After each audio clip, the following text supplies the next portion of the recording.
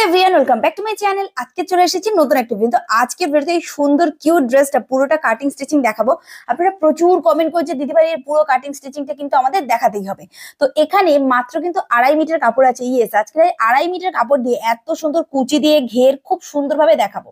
তো তার জন্য পুরো কাপড়টাকে প্রথমে 4 ভাঁজ করেছি, করে এখান থেকে কুচির জন্য আগে 11 ইঞ্চি লেন্থ বরাবর কেটে আমি আলাদা করে নেবো, যেটা আমি কুচি দেবো লাস্টে মেন আমার জামার সাথে। তো এটাকে আমি এখানে কেটে নিলাম। এখানে কিন্তু পুরো পুরো 4 ভাঁজ আছে, মানে দুটো পার্টের কুচির জন্য বেরিয়ে গেছে। এইবারে এই পুরো কাপড়টাকে এবারে আমি পুরোটা খুলে নেব, নিয়ে ফের আমি একটা 4 ভাঁজ করব, করে এখান থেকে হাতার জন্য কাপড়টাকে আমি বের করে নেব। তো এখানে দেখুন কাপড়টাকে মাঝখান থেকে ভাঁজ করলাম, দেন আরো আরেকবার এখান থেকে ভাঁজ করে দেব, দিয়ে হাতার যতটা লেন্থ আপনি রাখতে চান সেই বরাবর কাপড়টাকে আগে আলাদা করে নেব। তো এখানে আমি হাতার লেন্থ টোটাল 11 ইঞ্চি একটা দাগ দিচ্ছি, 11 ইঞ্চিতে কাটিং করে নিচ্ছি। তৈরি হওয়ার পর এটা 10 ইঞ্চির মতন হাতা আমার রেডি হয়ে যাবে। তো এখান থেকে এটাকেও সরিয়ে নিলাম।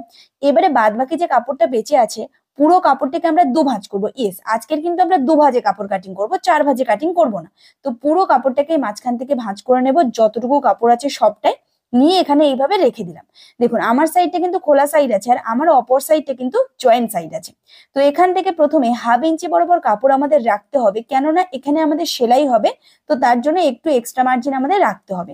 আর এই মার্জিনটাকে ছেড়ে এবার সমস্ত মেজারমেন্ট নেব। প্রথমে এখানে পুট নেব, পুটের জন্য 7 ইঞ্চি পুট নিচ্ছি, পুট জাতার অর্ধেক। এবার এখান থেকে মোহরার জন্য দাগটাকে স্ট্রেট করে নেব। তারপরে ওপর থেকে 1 ইঞ্চি শোল্ডার ডাউন করে দেবো এখান থেকে, যেহেতু বোর্ড নেক হচ্ছে। আর তারপরে এখানে মেন মোহরার মেজারমেন্টটা নেব, 7 ইঞ্চি পরিমাণে মোহরা নিয়ে নেব। মোহরা যেখানে শেষ সেখান থেকে ছাতি নেব, ছাতির 1/4 করে নেবো, আর 1.5 ইঞ্চি শুধু এক্সট্রা রাখবো যদি কখনো লুজ করতে হয় তার জন্য। এইবারে এখান থেকে 1 ইঞ্চির একটা দাগ দিয়ে দেবো, দিয়ে রাউন্ড একটা শেপ দিয়ে দেবো। ব্যাস, এখানে আর্ম হলো রেডি হয়ে গেছে। এইবারে এখানে আমরা ঝুলের মাপটা নেব। ঝুলের মাপটা নেওয়ার জন্য প্রথমে ডিসাইড করবেন আপনার ঝুল কতটা আছে, তার থেকে আমি 10 ইঞ্চির মতন কুচি এক্সট্রা আলাদা অ্যাটাচ করব, সেটাকে মাইনাস করে দিতে হবে। তার সাথে আরো 1 ইঞ্চি প্লাস করে যেটা দাঁড়াবে সেটাই আপনার ঝুল হবে। টোটাল ঝুল 47 ছিল, তার থেকে আমি 10 ইঞ্চি মাইনাস করে 37.5, তাতে 1 ইঞ্চি এক্সট্রা দিয়ে 38.5 টোটাল ঝুল আমি বডি পার্টটা কাটিং করছি। আর নিচে আমি 10 ইঞ্চির একটা কুচি অ্যাটাচ করে দেবো। এইবারে এটা পুরোটা হয়ে গেছে, দাগও স্ট্রেট করেছি। এবারে অপর সাইডে চলে আসবে, এখান থেকে এবারে সেম টু সেম মেজারমেন্ট করবো যেটা আমরা এতক্ষণে করলাম। পুর নিলাম 7 ইঞ্চি, তারপরে মোহরার দাগটাকে স্ট্রেট করেছি, আর এটা কিন্তু জয়েন্ট সাইড থেকে ড্রয়িং করছে। আর 1 ইঞ্চি শোল্ডার ডাউন, ফের 7 ইঞ্চি দাগ দিলাম মোহরার জন্য। মোহরা যেখানে শেষ সেখান থেকে ছাতির 1/4, আমার ছাতি 38, তারপরে আরো 1.5 ইঞ্চি এক্সট্রা নিয়ে নিলাম। ব্যাস, এবারে কোণ থেকে 1 ইঞ্চি দাগ তুলে এইরকম রাউন্ড শেপ দিয়ে দিলাম। ব্যাস, আমাদের পুরোপুরি পার্ট রেডি। এবারে এখান থেকে আমরা গলার চওড়া নিয়ে নেবো, 3.5 ইঞ্চির গলার চওড়া নেবো, যেহেতু বোর্ড নেক করছি। তারপরে শোল্ডার ডাউন করে দেবো। আর সেম প্রসেস কিন্তু আমি অপর সাইডেও কিন্তু করে নেবো। এখানে খুললাম, খুলে এখান থেকেও 3.5 ইঞ্চির গলার চওড়া, তারপরে এইভাবে শেপটা দিয়ে নিলাম শোল্ডার ডাউনের জন্য। তো এইবারে পুরোটা পার্ট রেডি। এবারে আমরা কি করব, এই যে এক্সট্রা লাইনের এক্সট্রা লাইন এই বরাবর স্কেলটা রাখবো যেমনটা আমি রেখেছি, রেখে দাগটাকে এইরকম ভাবে দেখুন একদম যতদূর মিলেছে মিলিয়ে দিয়েছি। আর নিচ থেকে 4 ইঞ্চি পরিমাণে দাগ তুলে এটাকে একটা রাউন্ড শেপ দেবো, তাহলে কোণ তৈরি হয়ে যাবে না। তাহলে এখানে দেখুন কম কাপড়েও কিন্তু আমাদের ঘেরটা কিন্তু খুবই ভালো পরিমাণে বেরোবে, যে যাতে আমাদের ঘেরটা খুব সুন্দর লাগে। ব্যাস, এইভাবে দেখুন দু সাইডে রাউন্ড শেপ দিয়ে দিলাম। পুরোপুরি পার্ট আমার কিন্তু রেডি হয়ে গেছে। এবারে আমি গলার লম্বা নেবো। এটা হচ্ছে আমাদের সামন পার্ট, যেটা দেখুন আমাদের ওপেন সাইড থেকে হচ্ছে। তো এখানে আমরা দেখতে পাচ্ছেন ওপেন সাইড, এটা কিন্তু সামনের দিক হবে। তো এখানে আমি 4.5 ইঞ্চির লেন্থ রাখছি গলার জন্য। তৈরি হওয়ার পরে 4 ইঞ্চির বোর্ড নেক তৈরি হয়ে যাবে।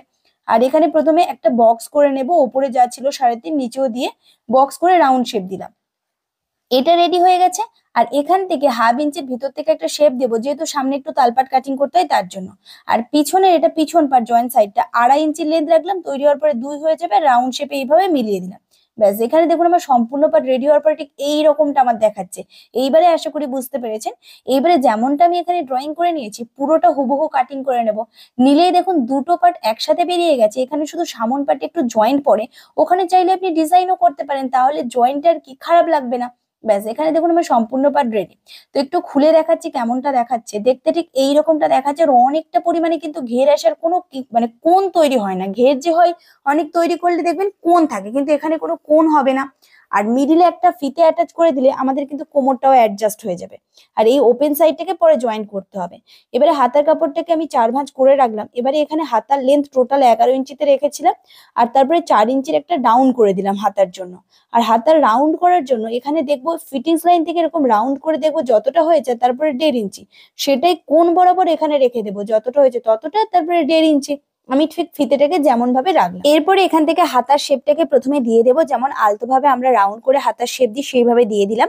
এবারে চলে যাবো মুহুরির পোর্শনে। মুহুরির পোর্শনটি কিন্তু আমি বড় রাখবো, উপরে যা হয়েছে তার থেকে মিনিমাম 1 ইঞ্চির মতন বড় রাখবো, রেখে এরকম কোণ করে মিলিয়ে দেবো। তাহলে আমাদের নিচের মুহুরিটা কিন্তু লুজ লুজ হবে, দেখতে ভালো লাগবে। আর অলরেডি আপনারা কিন্তু আমার জামাটা দেখে নিয়েছিলেন। আর এখান থেকে এইভাবে একটু হালকা রাউন্ড শেপ দিয়ে দিলাম, তাহলে ফিনিশিংটা কিন্তু বেশি ভালো আসবে। এবারে যেমনটা ড্রয়িং করেছি হুবহু এখান থেকে কাটিং করে নেব, নিলেই আমাদের হাতার পাট রেডি হয়ে যাবে। আর এখান থেকে তালপাটও কিন্তু একটা সাইডে হালকা করে 1/2 ইঞ্চির গ্যাপিং এ তালপাট কাটিং করে নেবো, ব্যাস পুরো পাট রেডি।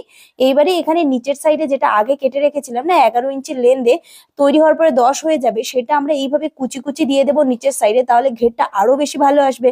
এবারে জয়েন করব, তার জন্য যেটা প্রথমে ওপেন পোর্শন আছে না আমাদের সামন দিকের, সেটা যতটুকু এক্সট্রা মার্জিন আমরা রেখেছিলাম সেলাইয়ের জন্য, সেটা পুরো বরাবর কিন্তু সেলাই দিয়ে নেব, তাহলে এটা আমাদের জয়েন্ট হয়ে যাবে। আর আপনারা যদি মনে করেন এই জয়েন্টের কাছে কোনো ডিজাইন করবেন তাও করতে পারেন, তাহলে দেখতে কিন্তু বেশ ভালো লাগবে। জয়েন্টটা দেওয়ার পরে এইভাবে ওপেন করলাম, করে এখান থেকে নখ দিয়ে একটু চেপে দিলাম, তাহলে এখানে বোঝাই যাবে না যে এখানে আমি জয়েন করেছি। পরে কিন্তু এখানে আমি একটা ডিজাইনও করে নেব। তারপরে এখান থেকে পুড লাইন একটার সাথে একটা রাখলাম, সোজা পাটের সাথে সোজা পাট রেখে এখানে 1/2 ইঞ্চির গ্যাপিং এ সেলাই দিয়ে দিলাম। দেখুন সম্পূর্ণ সেলাই হয়ে গেছে। এবারে এখান থেকে হাতে অ্যাটাচ করব, তো মিডিল সাইড এটা পুড লাইনের, আর হাতারও মিডিল বের করবো। আর তার আগে আমাদের তালপাট, তালপাটটা কিন্তু বডি পার্টের সামনে বসবে হাতার তালপাট, আর অপরটা পিছনে বসবে। তো এরকম ভাবে দুটোর মিডিল হাত দাগ দিয়ে দিলাম। এবারে একটার সাথে একটা এইভাবে রাখবো, মিডিল টু মিডিল রেখে এখান থেকে আমি জয়েন করে যাব। আর কোনো কিছু কিন্তু একদমই টানবেন না, টানলে কিন্তু বড় ছোট হয়ে যাবে। আপনারা একদম আলতো হাতে সেলাই করবেন, দেখবেন অটোমেটিক এটা জয়েন্ট হয়ে যাবে। তো সম্পূর্ণ এখানে কমপ্লিট করে নিয়েছি। এবারে আমরা মুহুরির পাটটাকে সেলাই করে নেব। মুহুরির পাটে আমি সামান্য পরিমাণে একদম দুশুদ দুশুদ করে এরকম মুড়লাম, মুড়ে এখান থেকে সেলাই করে নেব। আর এরপরে ফিটিংসটা খুব সহজ, এখানে ফিটিংস এর মতন কিচ্ছু নেই, কারণ এটা একদম লুজ একটা ড্রেস। শুধু আমাদের হাতার পোর্শন আর চেস্টের পোর্শনেই মেন মেজারমেন্টটা নেব। চেস্টের কাছে 1.5 ইঞ্চি এক্সট্রা রেখেছিলাম, সেটাই এখানে দাগ দিয়ে রাখছি। আর হাতার কাছে এখানে পিছন সাইড থেকে 1.5 ইঞ্চি বরাবর দাগ দেবো, তার কারণ হাতার যে মুহুরি পোর্শনটা আমাদের লুজই থাকবে, তাই জন্য আমরা পিছন থেকে দাগ দিলাম। আর হালকা এইভাবে রাউন্ড শেপ দিয়ে দেবো, তাহলে দেখবেন ফিনিশিংটা বেশি ভালো আসবে। আর এখানে হচ্ছে নিচের সাইডে এখান থেকে চেস্টের কাছ থেকে ফিতেটাকে রাখবো, রেখে নিচের সাইডে এরকম 1/2 ইঞ্চি বরাবর নিচে যেতে দেবো। ব্যাস এখানে এই বরাবর সেলাই করলেই কিন্তু আমাদের ফিটিংসটা রেডি হয়ে যাবে, এখানে এক্সট্রা কিছু ফিটিংস করতে হবে না। দেখুন সম্পূর্ণ আমি এখানে ফিটিংস করে নিয়েছি, সেম টু সেম ভাবে অপর সাইডেও করে নিতে হবে। আর নিচে শুধু কুচিটাকে আমরা বসিয়ে নেবো আর ফিতে অ্যাটাচ করে নেবো, নিলেই কিন্তু পুরো পাট রেডি। তো কুচির জন্য যেটা আমরা কেটে রেখেছিলাম এক্সট্রা কাপড়, আমি একটু একটু করে জুড়ে আরো বড় অনেক, যত বেশি কুচি চান তত কাপড় আপনি নিয়ে নেবেন, লম্বাতে চওড়াতে যার যত ইচ্ছা সে সেটা নেবেন। ব্যাস আমি এইভাবে জুড়ে নিলাম সম্পূর্ণ পাট। আর এর ওপর থেকে মেশিনের সবচেয়ে বড় সেলাইটা দিয়ে দেবো, তাহলে কি হবে আমাদের কুচি দিতে সুবিধা হবে। আর এইরকম ভাবেই কিন্তু কুচি আপনারা দেবেন। তো সম্পূর্ণ এরকম সেলাই করে নিয়েছি।